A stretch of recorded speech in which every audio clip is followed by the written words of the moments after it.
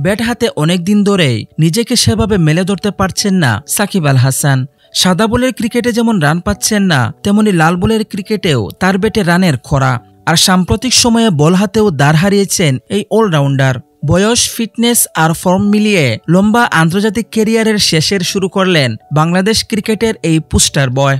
আন্তর্জাতিক টি-20 আর টেস্টে অবসরের ঘোষণা করেছেন সাকিব। চলমান কানপুর টেস্টেই হতে পারে তার ক্যারিয়ারের শেষ টেস্ট। এদিকে সাকিবের অবসরের ঘোষণার পর তাকে সংবর্ধনা দেওয়ার কথা জানিয়েছে ভারতের উত্তরপ্রদেশ ক্রিকেট অ্যাসোসিয়েশন ইউপিসিএ।